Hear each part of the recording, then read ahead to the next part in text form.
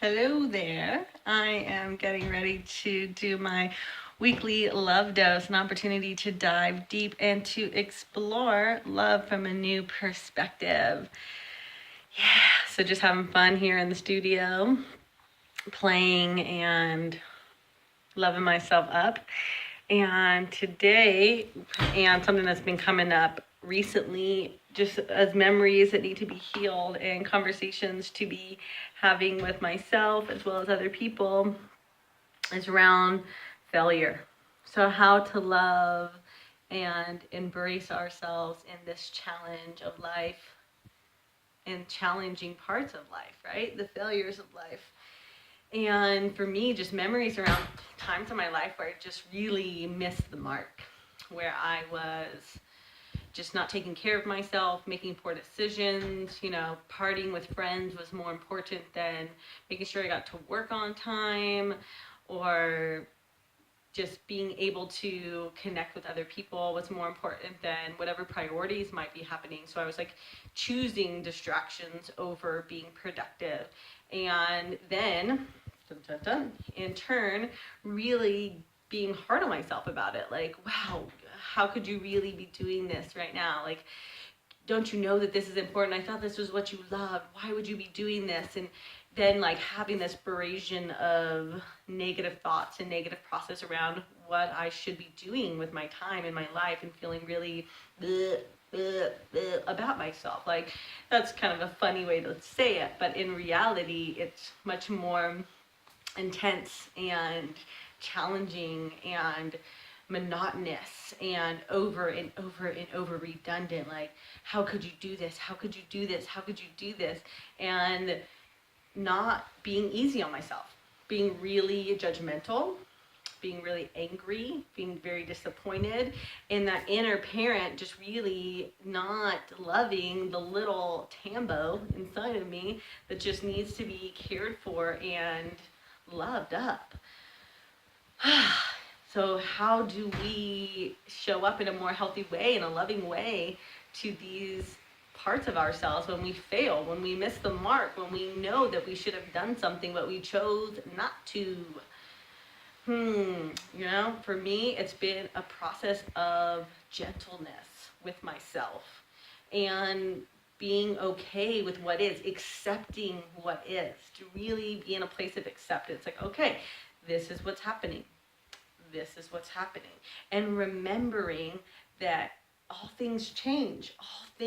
All parts of our reality are always in transformation. Mother Nature is such a great teacher in this. If we really look at our environment and we see, wow, the seasons, they change. Okay, we're in the States, we're changing into the winter time, and winter time is approaching, and we're in the rainy season here in Maui. Like, just being in the process of allowing what is, instead of, it's like, I really want it to be summer right now. Why can't it be summer and productivity? No, it's time to go inward and be gentle and to be soft with myself and to just be introspective. If we could be more in alignment with that process, how much more easy moving through these ups and downs would be, realizing that there's both birth and death in every moment, in every day, in every experience that we're having. And we could just embrace that a bit more, how much easier our failures would be. One of my favorite quotes that comes to mind around failure is, the most successful people have tried more times than we have even tried to be. They've failed even more times than we have tried. So success, on the road to success, failure is part of it. Failure is a part that is reminding us what is possible, reminding us where we still have room yet to grow, reminding us that we just need to take it a little bit easier, maybe, or take a different road. So some of the failures that have been coming to mind for me has been around drinking. I used to be quite the drinker. And it's an unfortunate truth that was a part of my life for a long time, like a good, 7, 8 years at least, maybe a decade. Like, I started drinking pretty young. I started drinking when I was in high school, and it was a social connector. It was something that allowed me to feel more connected to people. And that was what I desired more than anything, was to have a connection with other people.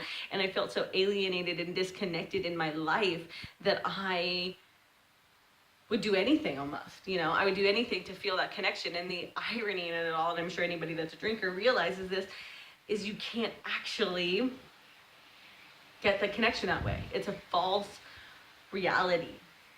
And so it is a false connection. It's an illusion. And anyhow, that led me to make a series of failures, like series of small failures, missing classes, being late to work, ruining relationships, getting in trouble with the law, several little to major mistakes, failures in my life. And each time I had a failure in that regard, I would feel bad. I'd feel like I was a bad person. I didn't deserve what I was happening in my life, and I wasn't really gonna go anywhere, and that I should just be okay with that and realize who I really was. Like, I've had really amazing things happen in my life, and then I would drink and they would just totally disappear. And it wasn't like they disappeared, but they disappeared in my mind, and my mind would remind me that I was really whatever those negative thoughts were saying.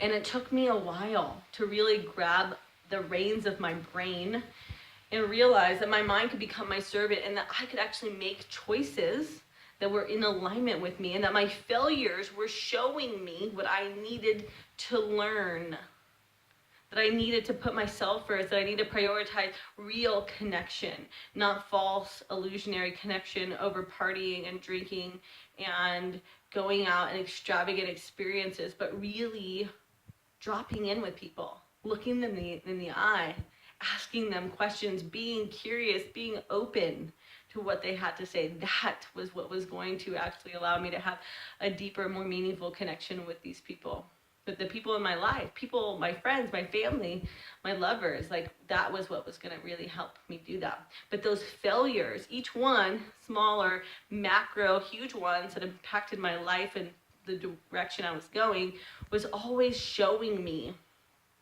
someplace that I needed to be aware that I needed to grow. Maybe at the time I didn't really realize that that was what I was learning, but in retrospect, when I allowed myself time to slow down, to open up my mind and my heart to understanding that there was a lesson in there for me, maybe a painful lesson, but that there was one, that I started to see that even the